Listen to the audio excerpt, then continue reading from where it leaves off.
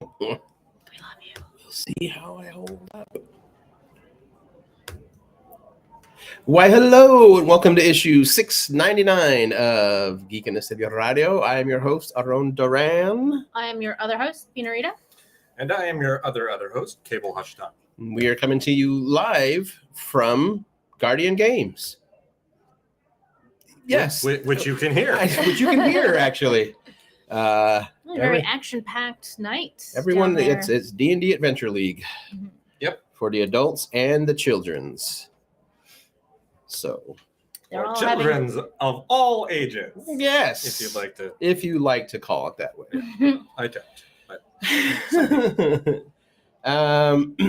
Yeah, how's everyone? See, now I feel like the dumb one now saying, how's everybody's week going? Because it's Tuesday, Melon. Yeah. Which I now am experiencing again. Welcome. Welcome back.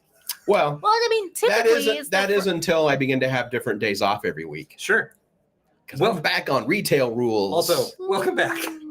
Fuck yeah. Typically, we only see the three of us are only in the same room once a week. Mm-hmm. So it's, I think it's implied that how have the past 7 days been for you? Not just, the last 2 work days. Yeah, True. No, totally. I get it. We did spend one of those days together. We All did. 3 of us, along with some extra people. Yes, I'm excited to talk about that. We were at. I can't do old timey medieval music. Oh my god, I wish I had a soundboard right now. Yeah, there it is. That's the old time medieval music. Yeah. That's right. That's right. I know it is. Just gonna move on. Old school, old timey, or just old. Yes, that too. That too. Yeah. My oh my.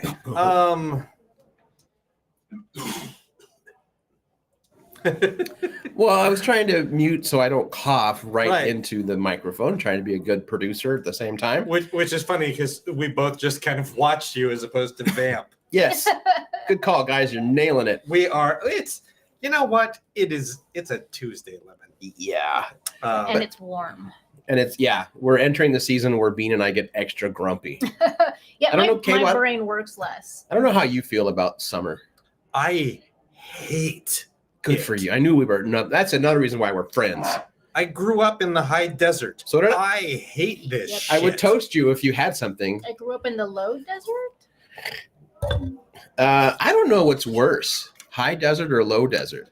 The humidity of the Pacific Northwest. See, there's no humidity in Susanville. There's no humidity in Ontario. There's definitely no humidity in Phoenix. But at least you were pretty consistent. Susanville was 108 in the summer, negative 10 in the winter. Yeah, we don't. Spring and get autumn winter. were each 2 weeks long, kind of thing. Yeah. Yeah. That California joke. Well, there's winter, there's a little bit of spring, and then there's Caltrans season. I guess what I do know is that I never had a heat injury when I was overseas in that desert. But when I was in Eastern Washington is when I got heat exhaustion. Yeah, Eastern Washington is not dissimilar in climate to Eastern Oregon. And Eastern Oregon is high desert. I think you get tricked like in Eastern Oregon, Eastern Washington, because your brain's like, well, it's Oregon and Washington. I know if I'm in like an arid, like I feel like subconsciously your brain's like, how hot can it really be? So you don't act like you're in a desert. You're not drinking more, especially if you don't grow up there. Mm-hmm. And then all of a sudden your body goes, oh no, I forgot. And I didn't have that because I grew up there. That's what I mean. Yeah. So it's the other way around. Like my first trip to Portland was like, wait, the entire state isn't like this all the time. Why isn't it hot over here? It's like, well, we're not in the desert. We're in a rainforest. It's Right. temperate. Yes. Temperate rainforest. Wait, what? We can have those? We spent Saturday in kind of a forest We did. at the Canby Fairgrounds. Well, Mhm. Clackamas State Fairgrounds, technically, Clackamas County. but in Canby, Clackamas Yes. County Fairgrounds. Yes. Because Forward. Canby is in Clackamas County. Yes. for the Oregon Ren Fair. It's not one of those other Ren Fairs. This is the official Oregon. Yeah, I know there's I other didn't know ones, there was but- like beef between the different Ren Fairs. I don't know if there's that beef, happened but I locally. don't think there's ever been an official Oregon one because this is only like their 3rd or 4th year. Yes, because there's also the Canterbury Renaissance Fair, which is in July. But And that's there's- in Washington, isn't it? No, it is in Silverton. And then Oh, there's okay. the Sherwood one, Yes, which is in Sherwood. right. And then there's Shrewsbury Renaissance Fair, which I think is- Shrewsbury's. There's no such thing as a These Shrewsbury. Shrewsberries taste like Shrewsbury. Okay. That was low hanging fruit. I did the same joke, but I did it from the dad of You were Willy Wonka. I was Veruca Salt's dad. Willy Wonka. No, I was doing Well, Super Troopers. No, I was being Veruca for Snoozeberries. There's no such thing as a snoozeberry. Snozberries. I know it's not. Oh, yeah, I was doing the right. town. Arr, arr, arr, arr. I hate everything sucks. I'm gonna close King's- this laptop. Kings Valley is where the Shrewsbury Renaissance Fair is. Mm. Wait, in Kings Valley? Kings Valley, Oregon. That's a good name for a town that hosts a Ren Fair, I It- guess. it Totally, is. yeah. They have to make up their own name for this one. They call it Dunvale, It's right. The land of Dunvale. and apparently that's primarily like Scottish Celtic themed, or like overall like their whole. Is that their jam?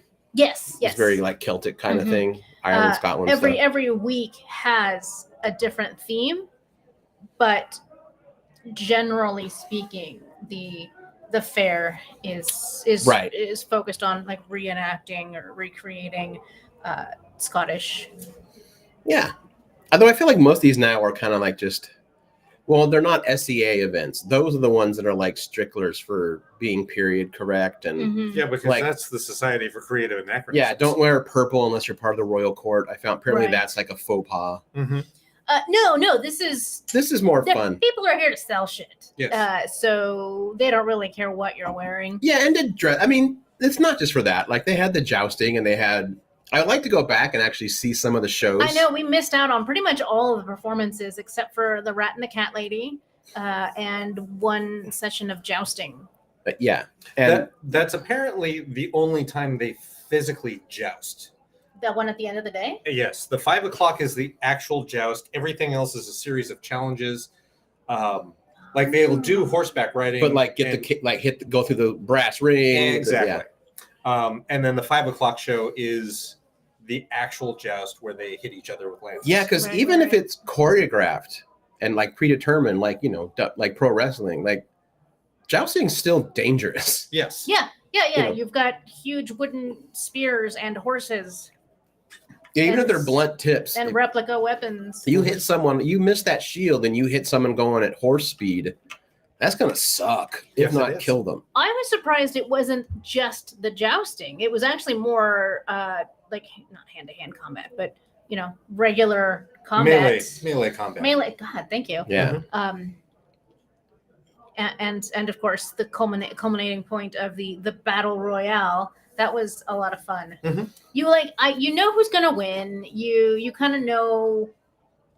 Scotland was gonna win. You know what? Yes, exactly. was- Because it's a Scottish Ren Fair. Yeah, You sort of know what to expect, and like it's very obviously choreographed, but it was still fun. The crowd had just the right amount of bloodlust. hmm I was actually impressed about how full contact they went on the Mhm. choreographed fights. Mm. So they either choreograph it really well, or they all know each other so well and know that in the end Scotland has to win. Yeah. Again, it's like pro wrestling. I know the wrestlers will work out a few moves on each other, like they'll plan it out and they know who has to take the fall. But other than that, they kind of go on their own. Like it's yeah. I do appreciate that like that was set up like wrestling, like pro wrestling, Totally. because that is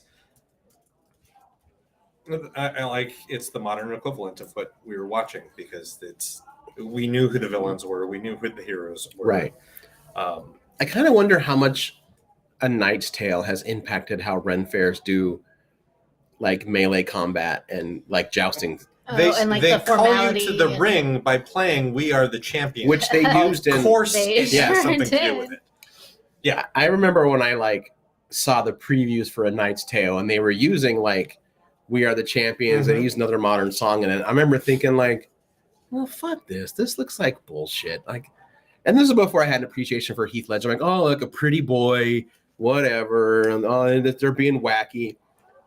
And I didn't go to see it in the theater. And then I think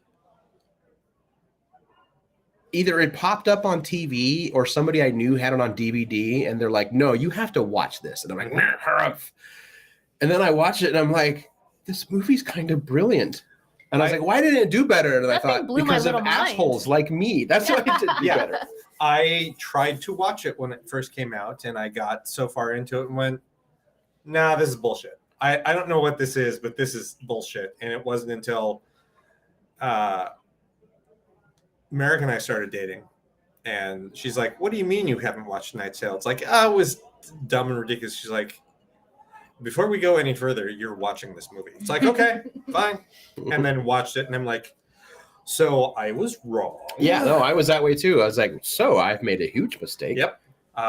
Thank you for fixing this gap in my understanding of movies. Yeah, totally. I think I stopped being such a fucking film snob when we started dating because of it's like, you know, that part of this is you're just meant to have fun. It's entertainment.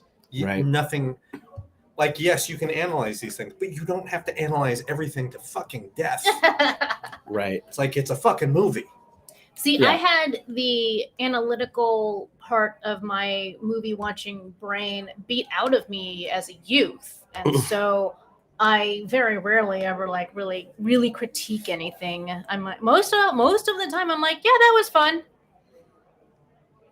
I mean, that's fun. But A Knight's Tale, like, definitely, I was like, what is this? This is amazing. Yeah. It was also like 14, I think, when that came out. 13. Oh yeah, that tracks actually. Yeah. So yeah, we had a good time at the Ren Fair. I had a good time at least. Yeah, I had a great time. It was my very first Ren Fair. It's my first one since I was 19. Wow. When I went to one in Reno. This was my second. My first was with Yar. Makes sense. The Sherwood one? No, this was not in Sherwood. It was out at the Washington County Fairgrounds in Beaverton. Oh, okay. I just always remember I never went to the Sherwood one, but I just remember all the stuff that happened because of Yar at the Sherwood. Like the cannons caused one of the goats to go into early labor. They asked them to shoot cannons. Like they knew it was coming in, but they forgot to run it past like the neighborhood sheep and goat farmer. Sure. That apparently the cannons not like sheep and goat that were there as part of the festival. No, but it was like a farm that local... like butts right up to it. And apparently the cannons scared most of the animals and made them run around in a panic. And then they found out later that when they did the full broadside with all the cannons, the farmer was pissed because like this goat or lamb, it went into early labor because it was like, and then out that happened. Poor thing. They're fine. We don't know. I'm assuming if one of them had died or if the mother had died, there would have been more that would have been. There would be no more bigger deal. Sherwood Right. Renaissance Fair. Well, Yar was never invited back. I'm sure that's not the only reason. No, but I believe they never had a pirate event ever again. I think it was like, oh yeah, pirates bring explosives. Yes. Yep. By request. I mean, the one thing I'll give Yar's credit, unless you ask for a powder show, they don't bring it. Yeah, we don't blow stuff up if you didn't explicitly tell us we could. Right. You hear that? Fucking sheriff of Rockaway Beach. You fascist. My favorite part was that time where, like, I think it was one of the last Rockaways I did, where, like, even though we had permits and permission from the Chamber of Commerce who kind of ran that event, like, there were enough, like, busybody businesses in Rockaway that they called the sheriff again, and he's like, I'm going to shut this down. I don't care if you have permits. I will not allow the discharge of weapons, like, within city limits. And the head of the Chamber of Commerce was like, fine. And told Yar to move the cannon line up 5 feet because then we are on state property. And he came right back. He's like, you were warned. And she's like, Check the map. They're on state property. You have no jurisdiction here. He was pissed. Pissed. Yep.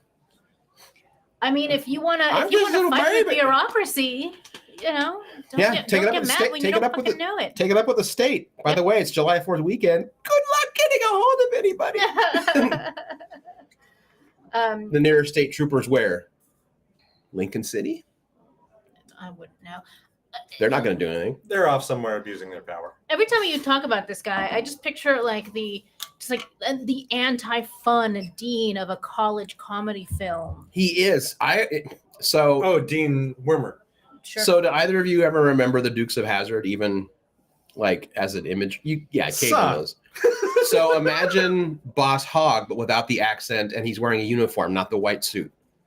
I was actually picturing Roscoe P. Coltrane. No, this is a big man. Roscoe wasn't big. Okay, that's true. But Roscoe was the lawman. Boss Hogg was he the mayor? No, he was the Boss Hogg was the sheriff or chief of police. Why does he dress like that then? He looks like a. Well, now I got to look up him. Because he was Southern. Here's.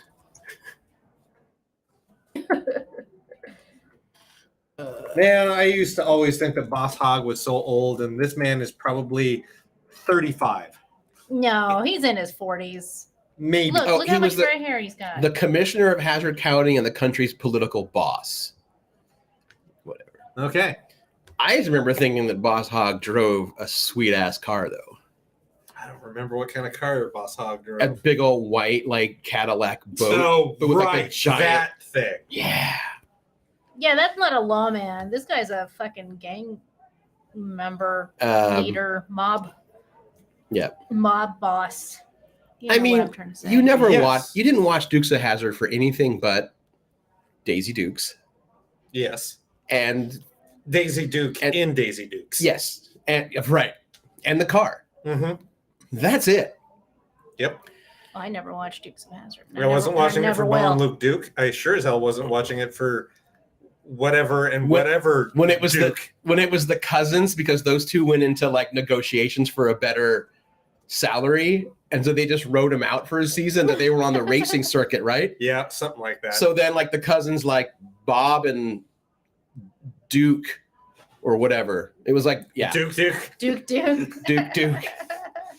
I mean, Duke. no disrespect to this guy because he's a wonderful man, but it was basically like there were two Robbie wrists that replaced Bo and Luke Duke Aww. for one season, and then they Oh brought. my God, Christian's gonna hear that you said that, and he's gonna be upset. No, he's not, because he's going to get it because Robbie was cousin in the Brady Bunch. No, yeah, I get it, but he loves Robbie Wrist. So do I, but it's also a cultural reference. All right. Even Robbie Wrist has said, "You want your show to be canceled immediately? You cast me as the long forgotten family member." All right, we'll see what happens. No, I'd say that with total pop culture love, and he knows that. Oh yeah, there's the movie remake with Johnny Knoxville. I did see that. I did not. I saw parts of it. The only good thing about that remake, I kind of liked Burt Reynolds as Boss Hogg, which was a weird full circle because Dukes of Hazzard is clearly based on Smokey and the Bandit, Oh, yeah. inspired by Smokey and the Bandit. So to have Burt Reynolds do full circle and then playing Boss Hogg. But the best thing, first off, Willie Nelson as Uncle Jesse. It's Mhm. great. That the best thing about that movie remake or whatever was the video game tie-in. It was essentially a racing game, but they created a narrative for it. And every once in a while, and it was always like, get your whatever here in time or beat the cops there. But every once in a while in the story, it would have a flashback scene where you would play as Uncle Jesse in his prime running moonshine in like his Ford tricked out Model A. And they even gave it like a film grain during the flashback races. Oh yeah, it was pretty fun. Yeah. There you go. Interesting. So anyway, Kyle? Kentucky Kyle says he's been to Hazard, not a single orange Charger. Very disappointing. right. Well, I mean that's also all right. The thing that you have to remember is during that period of time, the General Lee, is that the name of the car? Yes, the general. Also flew the stars and Forward. the bars. top of the car was the Confederate flag. Yeah. So, meh. I did see a few years ago, someone had posted like, "I love that car, but I wanted the winner's version." So they had a blue Charger with the American flag, and it was called the General Grant. Did everything. Had that. It did all the sounds, everything. But he's like, I don't want to drive a loser car. That's fair. Perfect like, burn. nice. Perfect burn, dude. That's good. No Yeah. notes. Yeah, no notes. Not gonna lie, I've always wanted to have a horn that I could do that sound with. The General Lee's horn. I'm sure it's not hard to do. No, I mean, I'm sure it could be programmed these days, but Sure you program it on that thing. yeah, I could. I knew a guy who he had just a basic SUV, and he changed his horn to be like the same as like you hear on a Mack truck. Oh, Which, and I think they're based on air, because eventually it runs out of juice, and so you just get a. It's very. it just goes like jiff. Ironically, it's a pretty emasculating sound for someone whose masculinity is so fragile that they needed to get a Mack truck air horn on their SUV. I have a cousin. This will shock no one. That just to annoy people, he got a horn that would play La Cucaracha, like a taco truck in LA. I hate it. Although, full disclosure, I'm talking shit about that guy. The horn was a lot of fun. People do not expect that. Big horns are always fun. I got a none big of this horn at the Renaissance Fair. Did you say none of this has to do with the Renaissance? Yeah, you got your own. I went, yeah. You got your own drinking phone. Yes. Ford. I should have brought it. I almost to said show drinking everyone. phone. I was like, that's not a thing. No. Not yet. Yeah, beautiful drinking horn with like a gold lip around the top, and it's got a little gold nubbin on the bottom. And almost that little And it gold came nub with a stand. almost makes it look like a powder horn. It does. Yeah. There was no shortage of vendors who had drinking horns, but these guys sold me with their price and the fact that this one had like really nice embellishments, and it came with a stand. This one, yours look really good. I mean, no disrespect to certain vendors out there. No, they were all beautiful. Yeah, but there were some vendors you could tell like, oh, you have ordered your medieval / pirate swag from like the upscale version of whatever that Oriental Trading catalog is. Oriental Trade Company. Sheen is the new. Sheen's a new one. It's between Amazon and Alibaba Express and all of those. Okay, yeah, I was like, this is Timu the next step, the up and No, I think Yeah. Timu is rock bottom prices too. Like Timu is a membership. That's what I though, mean. isn't it? Is it becoming the next up and comer, or has it been around for a while and I'm just now seeing it? Because I don't do a lot of online shopping. I don't think Timu is super new, but they're advertising a lot right now. Oh, okay, that's why. That makes sense. Right. They're not paying us to advertise, so fuck them. No, I play a lot of app games, which is the only reason I have any sort of idea how long these things have existed for. Right.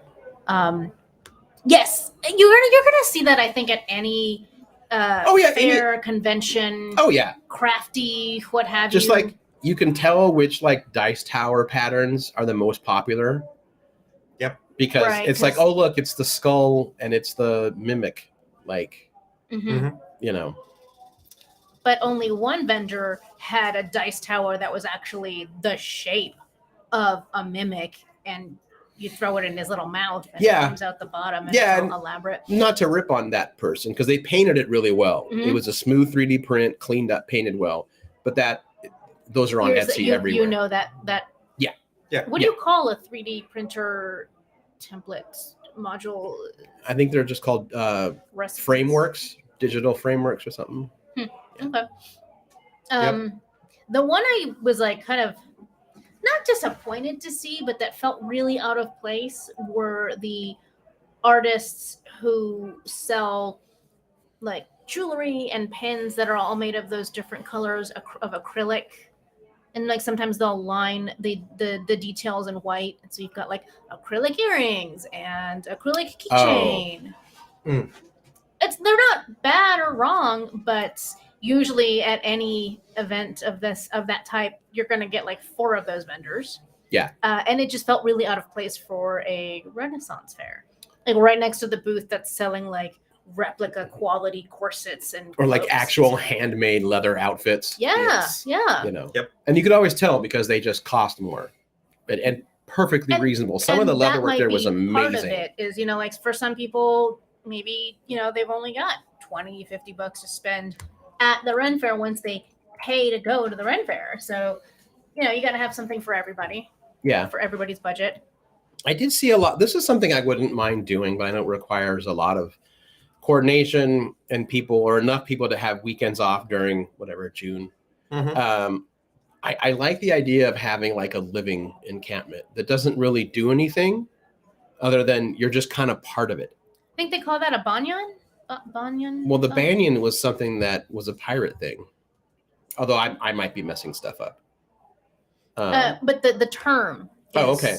Like, we got to run into our long old friend, Kevin Stevenson, aka McTavish, who provides the greatest tankards you could ever imagine. Yeah, I remember when someone we know was doing a lot of props for Grimm. He was like, "Yeah, you like my stuff, but I don't hold a candle to this guy McTavish." Like, he showed this people at Grimm like some of Kevin's work, and they're like, "Can we hire him?" And he's like, "Yeah, it's not his thing. He just does it as a personal thing." You can't make someone do what their heart's not in, even if they are one of the most talented people you've ever frigging met. Well, I think the nicest, by the way. I think what McTavish realizes that a lot of artists don't is that if you turn the craft, the art that you love into your work and your primary source of income, it stops becoming the thing you love. It becomes a huge burden. It's becomes soul sucking. Yeah, hence why I never became a chef, and will never become a craft beer maker, like beyond for friends and myself. Sometimes it's just fun to do these things and get really good at them. Yeah. It's bad enough that I turned my love of writing into a career. Well, that's an obsession. If I don't write, I go bonkers. Yeah, it was a lot of fun. Our friend Ida just said, yeah, Banyan is an annual pirate event, but it's only for the outrage. I guess I just always assumed that the word Banyan applied to the activity as well, not just the one that these people own. Yeah. Or run. I got invited one year to attend the Banyan, but then they're like, but then we want to have a cooking contest. And I was like, I want to just go have fun. I don't want to work when I get there. I'm not saying I don't want to help out, but like, I don't want to have the pressure Cooking of doing like especially fucking is Iron Chef huge. Banyan. Yeah. That was another thing that was like that I really, really enjoyed, and I'm so glad that we did, is Turkey legs? Oh, sorry. Going to the Ren Fair and dressing up is an opportunity to like wear some garb and like get really elaborate with whatever. But there was no labor requirements. Yes. None. Yeah, I mean, I'll say for me, like personally, I have felt like I haven't been able, or in a weird way allowed, to have personal fun in a while. And it was really cool to get down there and like I didn't think about anything else I was going through. Nothing. I didn't worry about if someone else was having a good time or if they were bored. I just got to hang out in like my peasant clothing and carry my Dark Anna tankard that everyone still loves and wants to know what it's from and where they can get it. And I tell them. Oh man, if we had known from an earlier time that McTavish was there, we could have been like directing them. I don't think he does that much anymore, though. Oh, okay. Yeah. And also, it gets back into he'll only do it if he wants to. Right. Yeah. But, no harm in presenting the opportunity. I forgot that like over 2 years ago, I drunkenly wrote him and said, I want a boar hunting spear. Because he remembered. And he took you at your word. He's still going to work on it. So hopefully this job will help me to afford my boar hunting spear, which is still going to be righteous. I don't care if I never go hunting boar with it. Yes. If he shows up with a boar hunting spear and you don't have the funds, we will fucking crowdsource that thing because he's already done it. What are you gonna do? Just say walk away from it? Oh yeah, no, I'm not gonna do it. No. Well, he showed me that fucking long pole hammer that he made, and he looked at me like, I know you want it, but I need it for this event. Because that was sweet too. But yes, that's what I need right now. Or more. Well, let's say more prop weapons, but the weapons McTavish make are 100% functional. Weapons. Those are weapons. That's not a prop. That would be a big murder stick. Oh, God. Yeah. Yes. McTavish, if you're hearing this, don't let him have any of it. Murder stick. Ugh. Whee! I think the one thing that we all learned from attending the Renaissance Fair together is that we're all going to take up archery this That's right. year. Hot Archer That's Summer. right. Hot archery summer. We're going to do it in my backyard, I guess. Mm-hmm. It's Sunday, fun I'm to gonna. get a nice long area, and Yeah, you still it need a backs good- up to some hedges. Yeah, so you need a on good the fence. Yeah, need a backstop for when we miss the targets. Mhm. I have a target. Excellent. Bring Mhm. it over. Yeah, Sunday. Okay. Yeah. Yeah. Then we just need bows, arrows, Got other that. safety equipment, What? and someone to teach us what the fuck we're doing. That would be Greg of Wandering Monster. That's true. You know, yes, Greg would be my first go-to, but he doesn't have a ton of availability. Maybe That is that true. changes in the summer because kids aren't in school. So If you That makes him have even less free time. point out when this is Yeah. gonna, like, give him options, and he will make the time. no, for sure. Yeah. No, because if kids aren't in school, now that means they're available for their gaming during the day on weekdays. Oh, that's true. So theoretically, I like how if we're he talking like we know shifts- exactly how his schedule. I don't know. Yeah, maybe he's just gonna like triple his output, and just really start raking it in with that DM money. You know, But I definitely recommend you buy a cheaper bow for your first bow, not those gorgeous $400 ones that were like. I'm not in a place where I can. That should not be blow your first bow. hundreds No. of dollars for a piece of equipment I don't already know how to use. Especially if you get a few weeks into it and you're like, this isn't fun. Yep. Which I don't think will happen, but I mean, I don't know how many times I've ever been like, I don't like this anymore, or even like quietly felt it and or it's walked just your away from or it. just your from a ADH hobby. brain goes, I can't focus on this anymore. Something new. Pew. No, just go back to a different craft for 6 months, and then pick another one, and then rotate I them can out. see you taking up fletching. Sure, I'll try anything. It's just sticking to it. Consistently. I'm not saying I'll never do it again if I walk away. No, I get it. No, it's fine.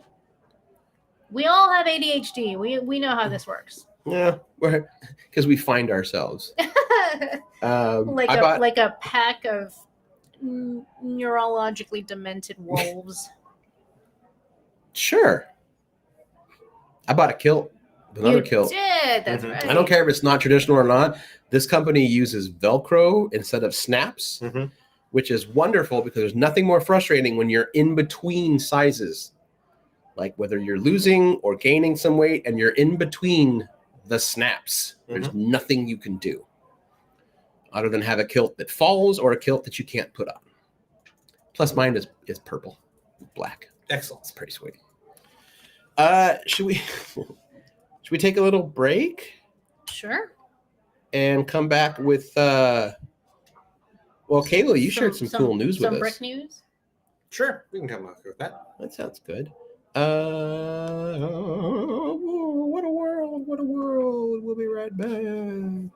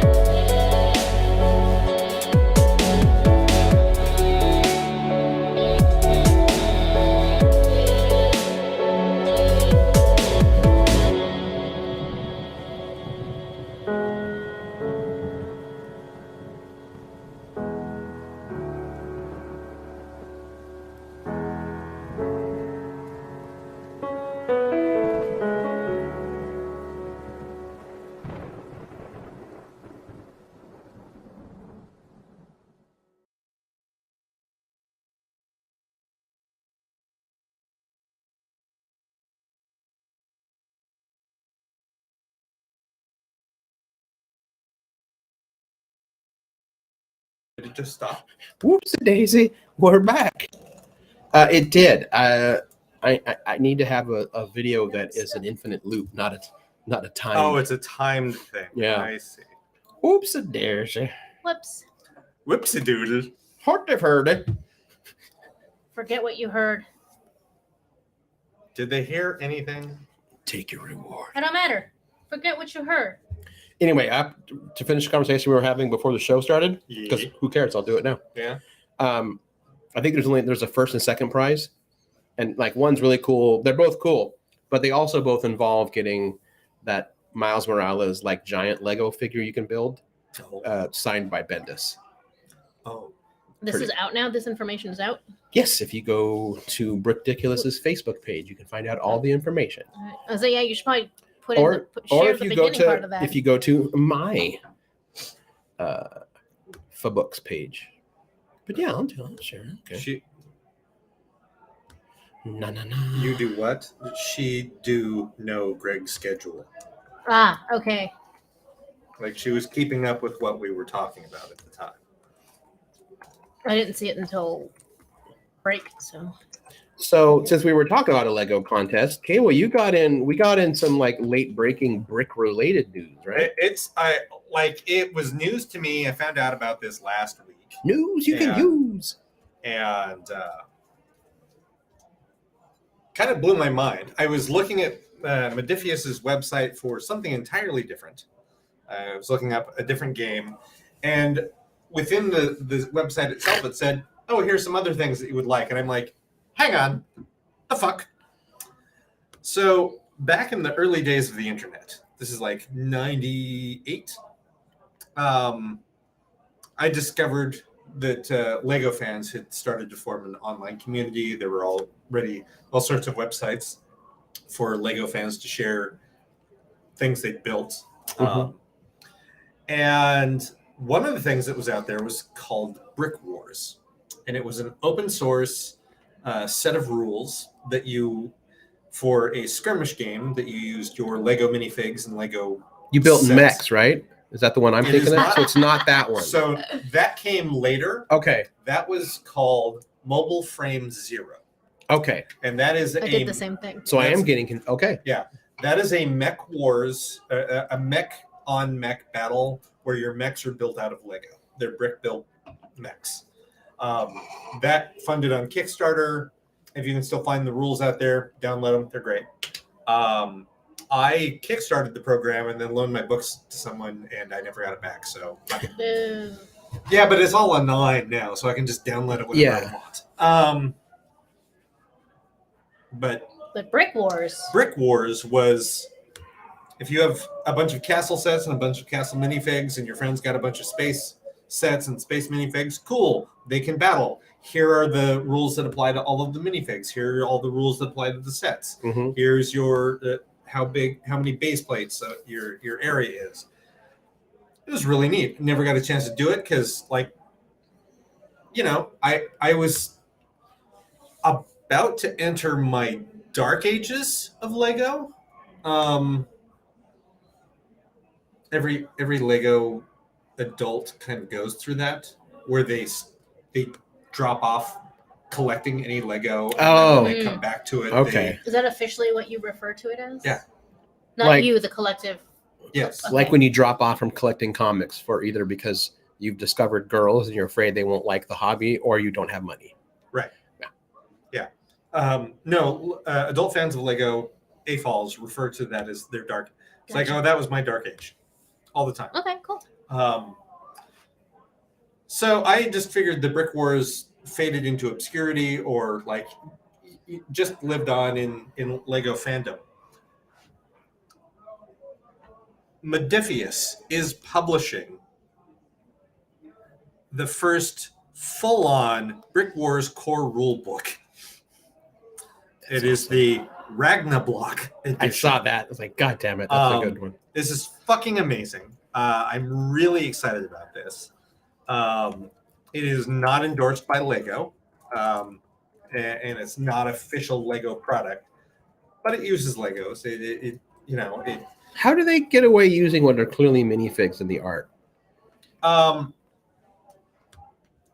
Well, that's a good question. that I Essentially, don't- from talking to certain people that are in kind of the secondary Lego market, Yeah. the thing that the vibe I've gotten is that if you don't directly impact products that they sell, they kind of turn a blind eye because they know in the end that's going to make people buy more Lego. Yeah, that's ultimately what it is. And the thing that I've noticed that Lego has done for years is when they go, oh, this has been doing well, this has been profitable, buy it.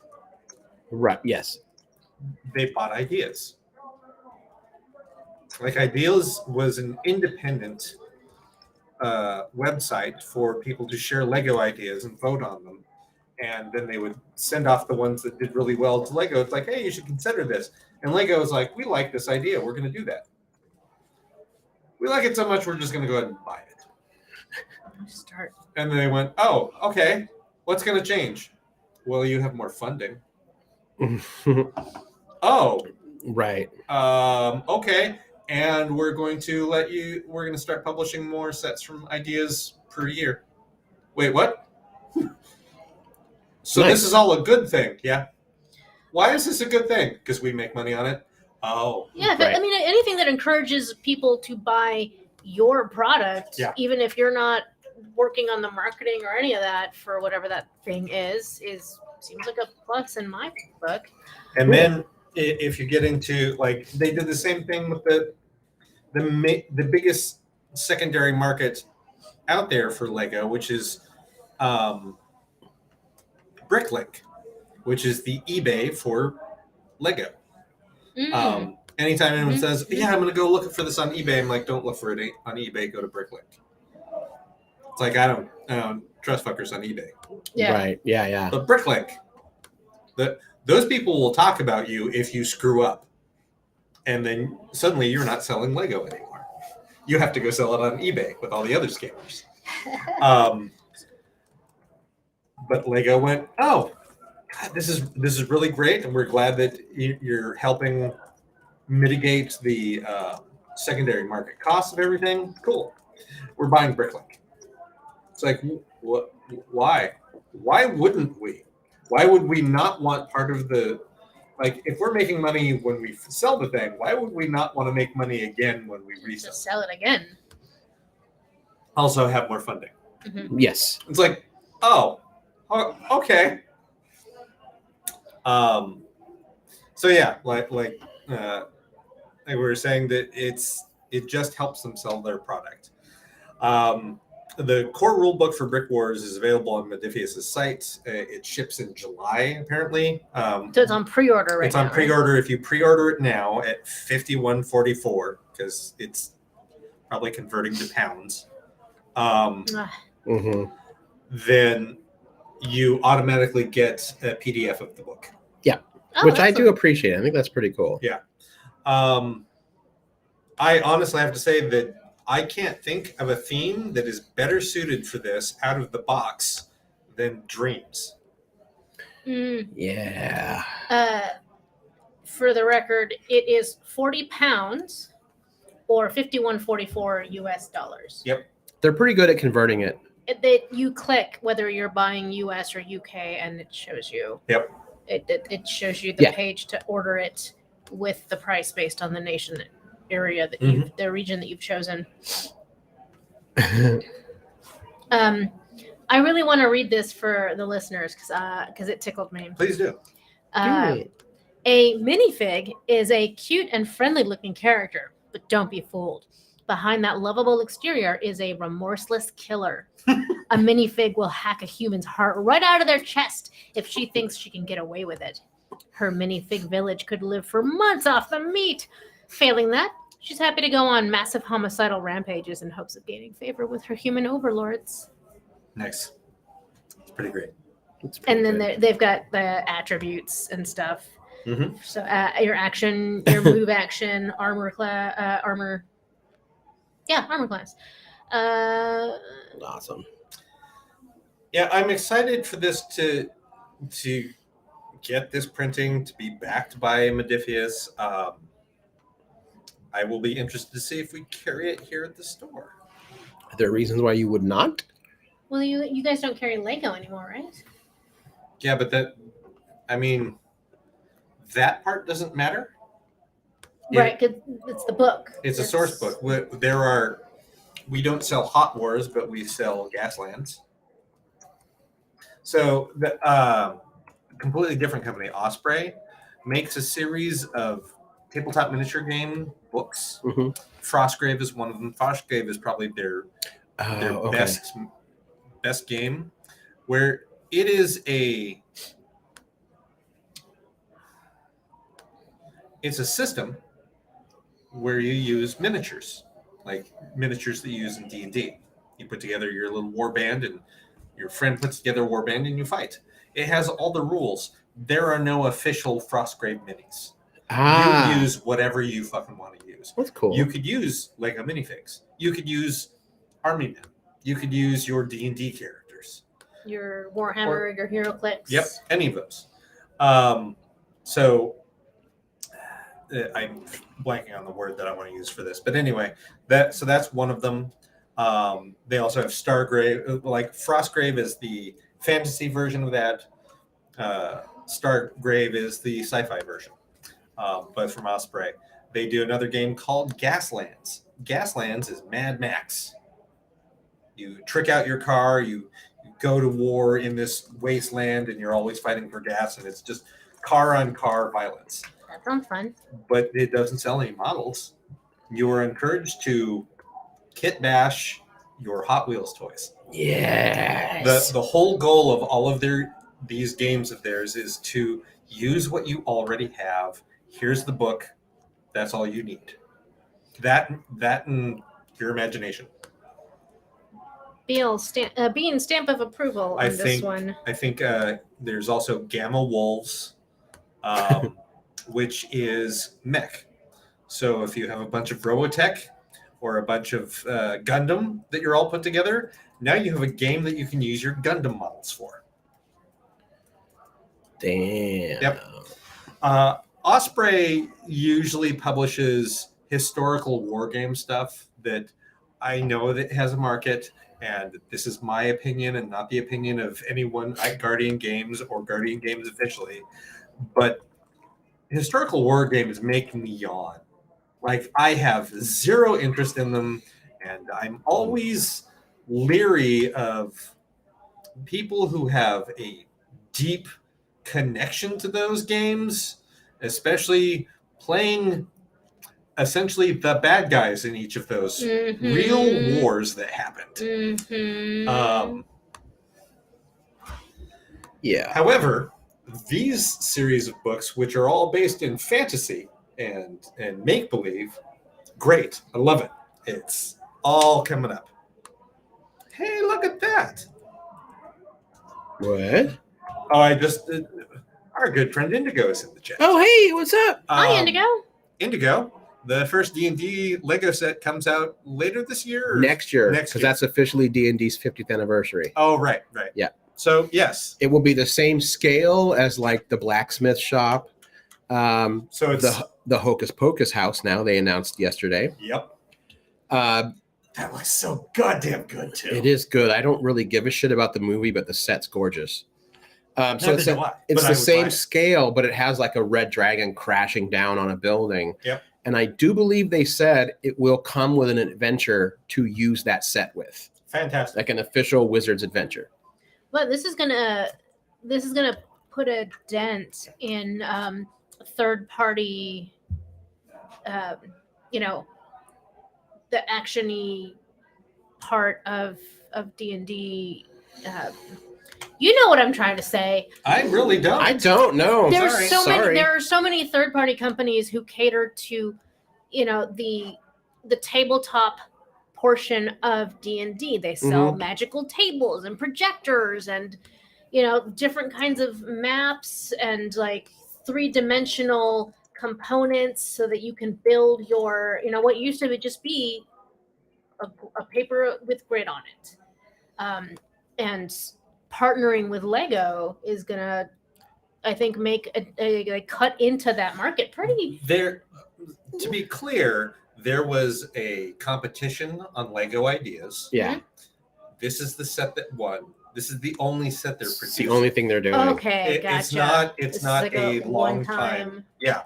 It's a Okay. let's celebrate their 50th anniversary. It wasn't let's set up a new. and Yeah, because Lego doing another IP. that would require Legos and Hasbro to play fair. That would Yes. require Hasbro to play fair. And I don't think they'll do that. So the set is called Dragon's Keep Journey's End. Mm-hmm. It's cool. It's super cool. It's got a beholder in it. I'm excited. Third party Dungeons and Dragons accessories. Thank you. Yeah, that's what you were looking for. Yes. Yes. Took me a it second. is. Accessories. Oh, this guy! You guys yeah. showed me this guy. This thing's amazing. Yeah. I would get that. I would build that. I'm sure that there's another term for it. I always refer to things like that as system scale. Because Lego system is city, castle, space, dreams, Ninjago. That it's a specific size versus creator, which is like a system size building is usually about 2 to 2.5 bricks shorter than any creator building. Are creator built things done to a specific scale? They're their own. They refer to them as like a city cafe scale, because the first one they did was this cafe with a hotel on the top of it, and it had a specific number of bricks to do the height. And all of their system city stuff is usually about 2 to 2.5 bricks shorter than that. It keeps the piece count down. It makes it easier to add on height. It's why I know that when I finally get around to getting the Daily Bugle for my Marvel diorama, it's going to be as tall, if not taller, even though it is only 4 stories high. And my Avengers Tower is 7 stories high. It is 7 system stories high. Didn't you add on to your Avengers Tower? Well, it was originally 4. Yeah. And no, you're right.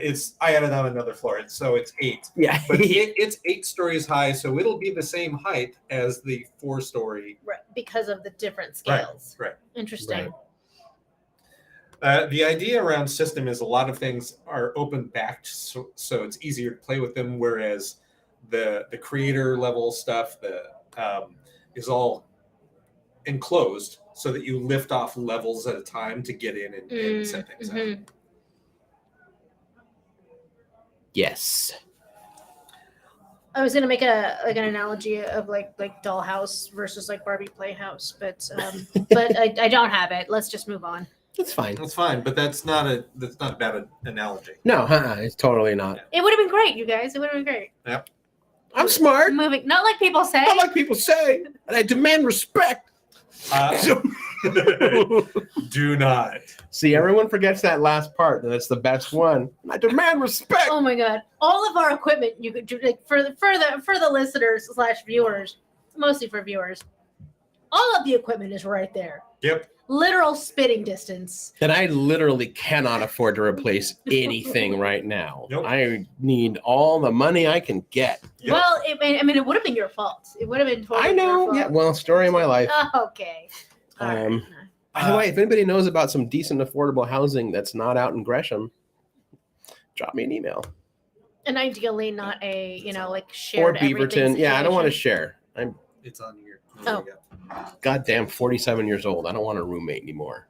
I don't want to share. Sorry. No. No, sorry. What was I going to say? Indigo says, "Don't get started on model train scales." Which I is, won't. I don't well, know anything about them. My dad used to have a model train that would go around the Christmas tree. That's what But we didn't use it. We didn't use it for many, many years. Like after it's like early, because it was very delicate. But the comment, Indigo, reminds me. I was picturing. I want Cable to have a basement, like any middle-aged man, but instead of the traditional model train, like the huge table with the model train and the little village and the train station and all of that, just a sea of different Lego sets. He can get a Lego train set, right? Yeah.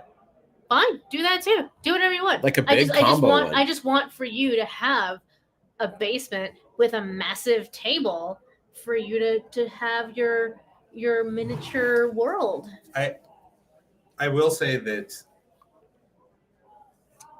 What a lovely sentiment. Yes, that to start with.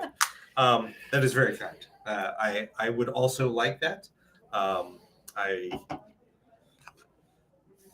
If we were not in this particular timeline and things were, not what they were, I would entertain the notion of having a house. And I wouldn't want it to be the basement. I don't necessarily want to be underground with all of this. It's got good temperature control. It does. It does have good temperature control. But I also like a little bit of life. It's nice. That's fair. I mean, I'm not saying you can't have other Lego sets in the rest of your imaginary house, but the basement is the best place to put a massive table fully dedicated to your Lego sets. Yep. That is all. But yeah, that would be fun. I would also then need probably at least a month of unadulterated building time.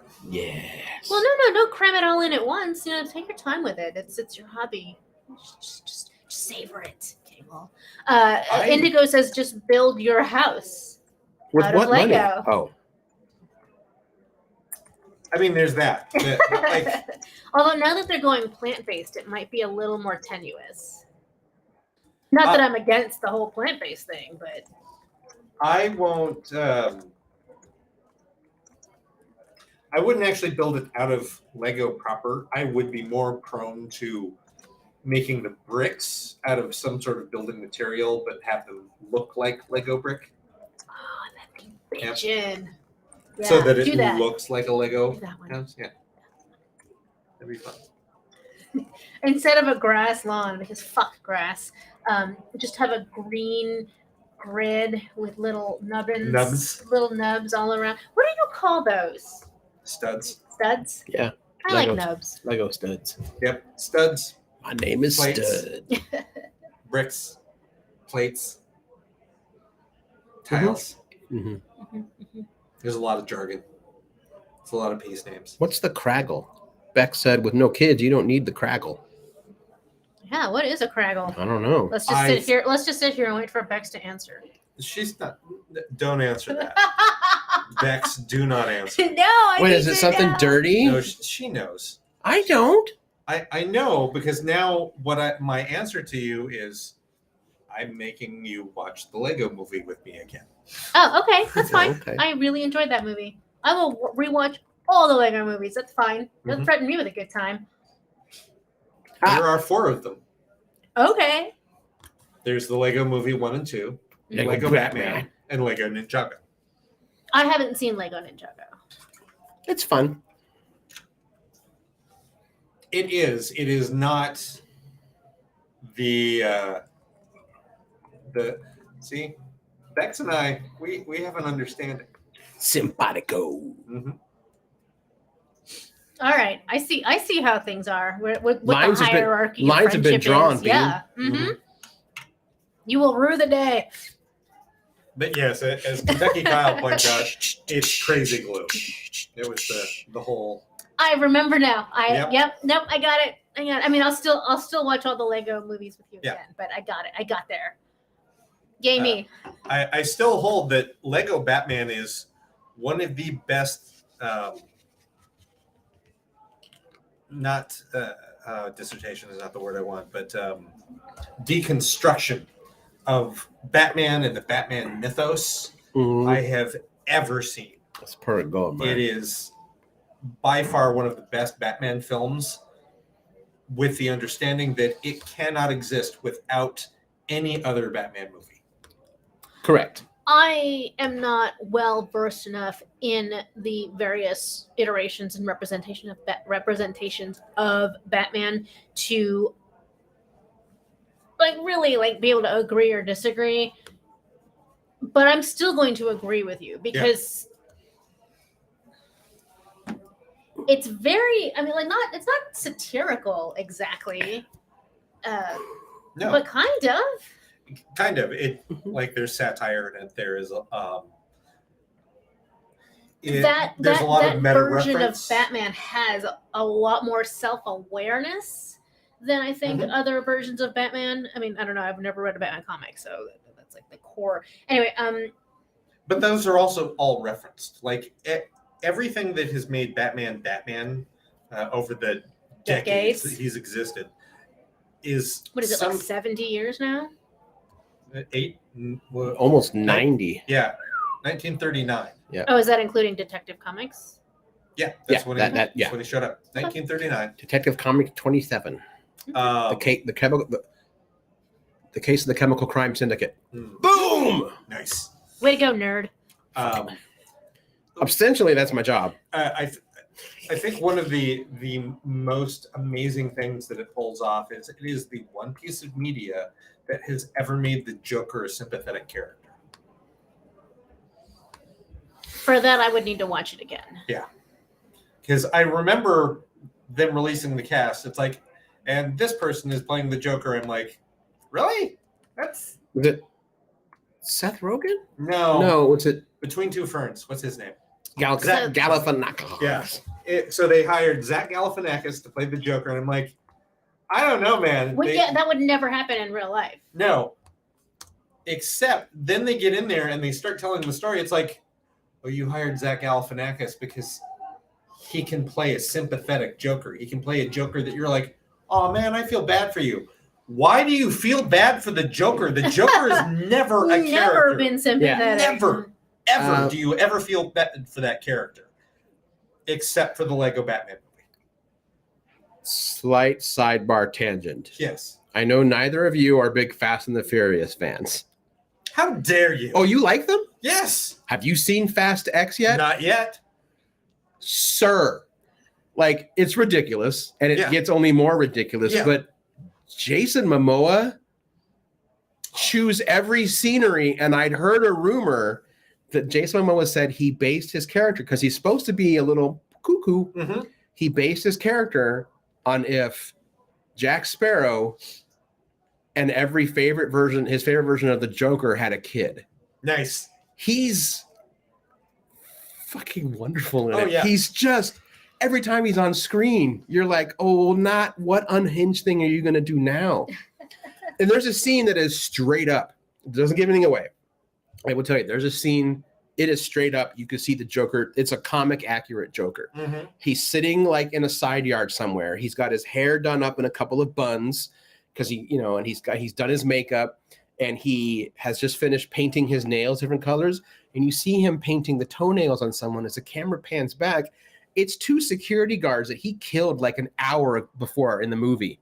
He just has them out there rotting as he talks to them like they're his therapist, as he paints their nails. And he's like, whoa, whoa, whoa, whoa, don't be that way. He's like, we need to get rid of that toxic masculinity, get in touch and be with. The whole time I'm watching it, I'm like, I never thought I'd say something about Jason Momoa, but I was riveted every single time he was on screen. Yeah. It's wonderful. I'm so glad we have 2 more movies with him. Because by the way, the Fast X is going to be they're closing it out with a fucking trilogy. Oh, great. Yeah, fuck it. Anyway, sorry. See, and I was talking with a coworker about Fast X, and I said, look, they keep talking about it. Michelle Rodriguez was talking about it when she was doing the press junket for Dungeons and Dragons. What do you go with Fast X after this? She's like, what do you mean, where do you go? We're at the top. We go laterally at this point. We start bringing in other shit.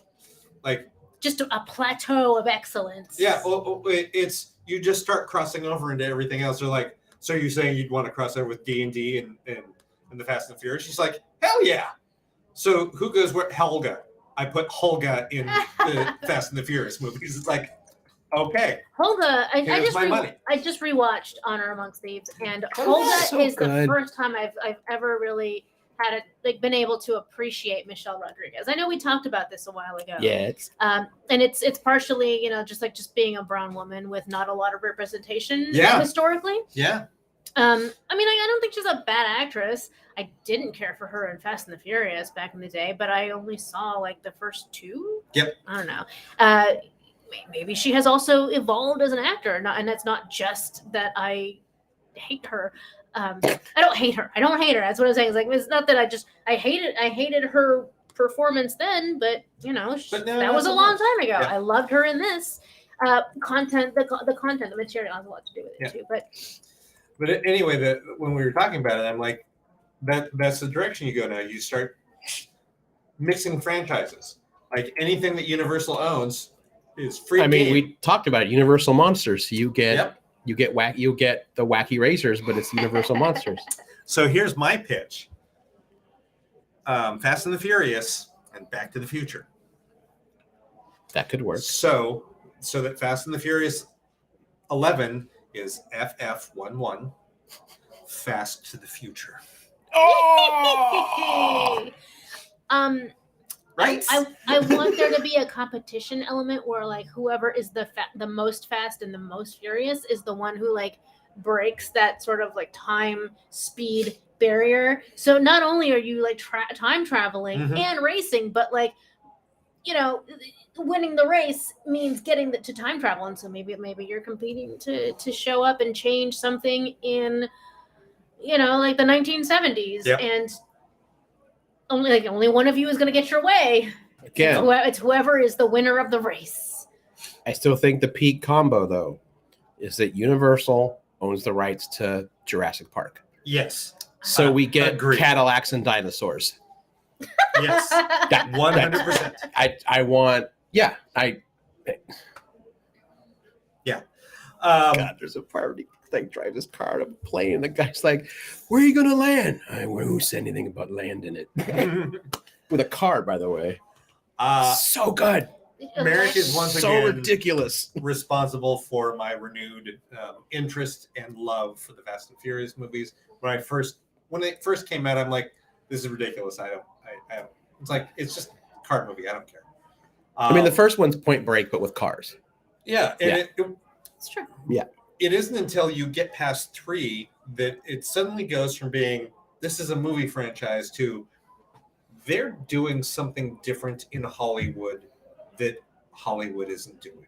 And that's an almost entirely BIPOC cast. Exactly. The one main white guy died, which was sad. He was apparently a wonderful person, Paul Walker. Yes. Mm-hmm. But yeah, no, I it's met him.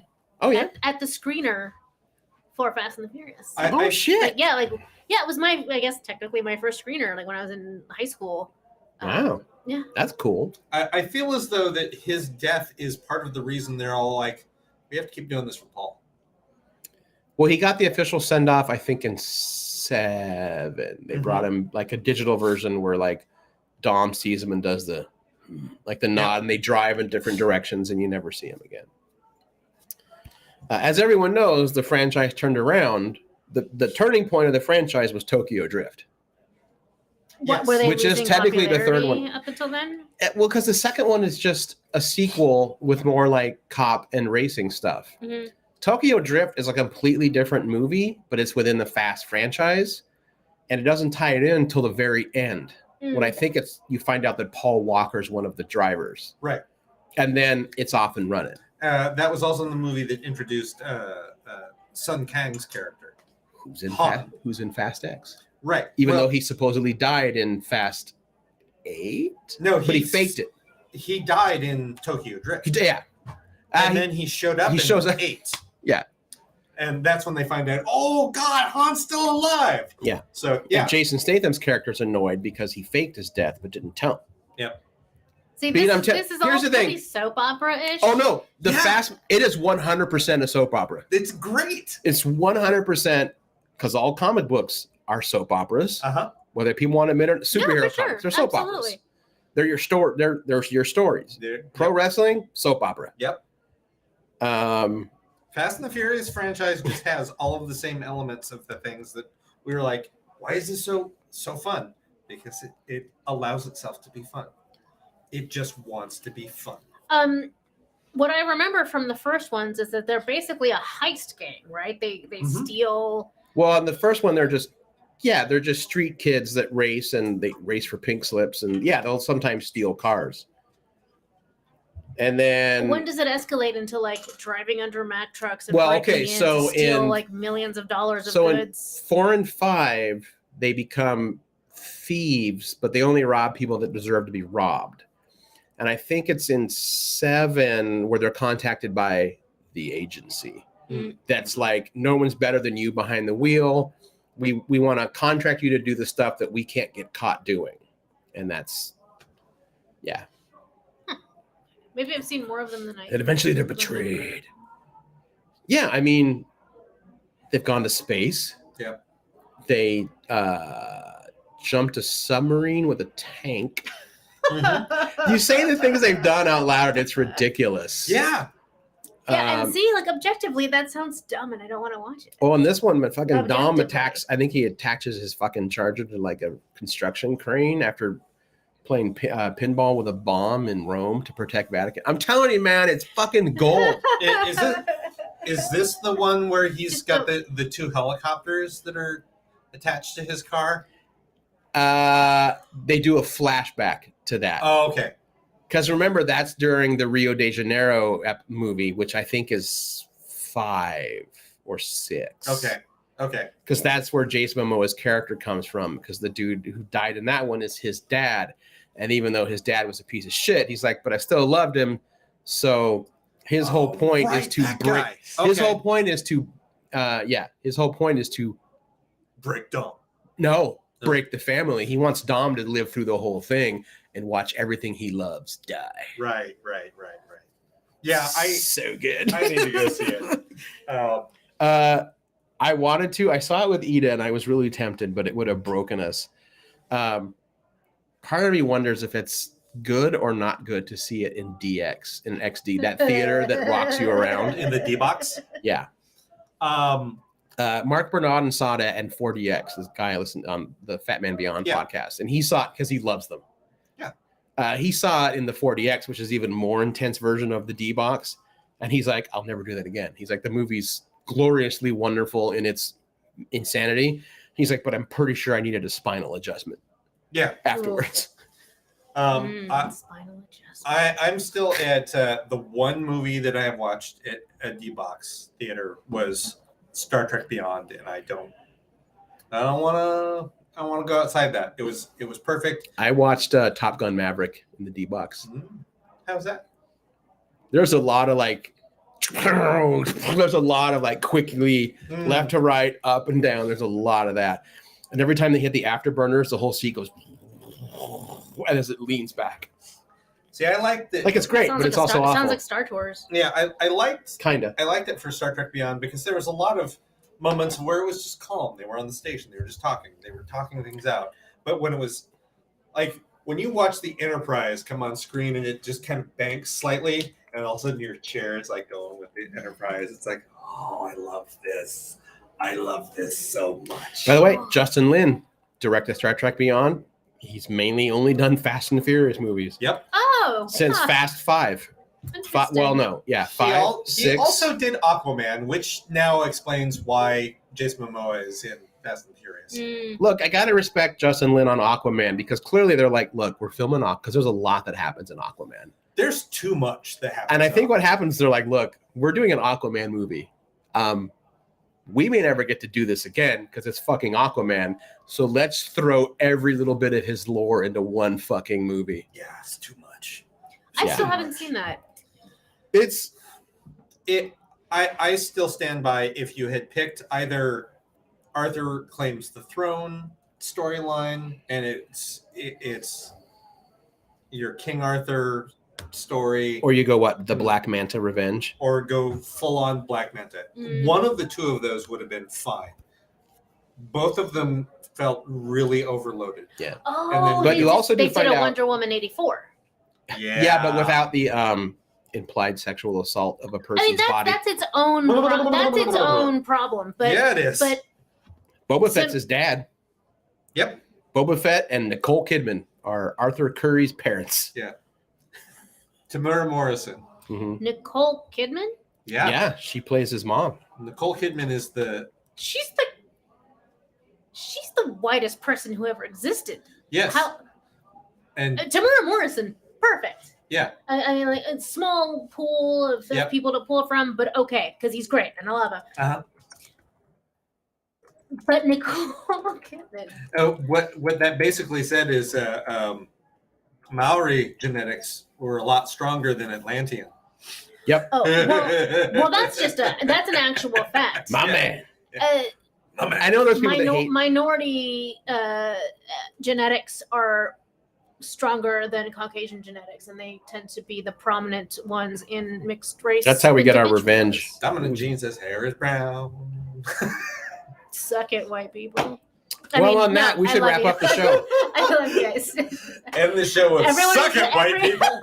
No, because everyone who's listening, we love you. So not those white people. Just Not all white people. Did you just not all white people? I'm gonna stop talking now. I'm just gonna stop talking. Next week, I think, if we all get a chance to watch it, Strange New World Season 2, Episode Fuck 1, yes. because we're 2 days out. Absolutely. June 15th. Yay! If you're listening to this on the podcast, it's tomorrow. Yeah, assuming I get today, it up. depending. Yeah, Yeah. My schedule has made it very hard for a 24-hour turnaround. Sure. That's fine. Totally fine. No one is I- demanding that. I know. It's fine. I am. Everything's fine. It's my own brain. I can't hardly wait. I watched I can't either. the preview premiere or the premiere preview Ready Room yesterday. Oh, did that go out? Okay. Yeah. Oh, maybe I should remember to do that this time. It's cute. Mhm.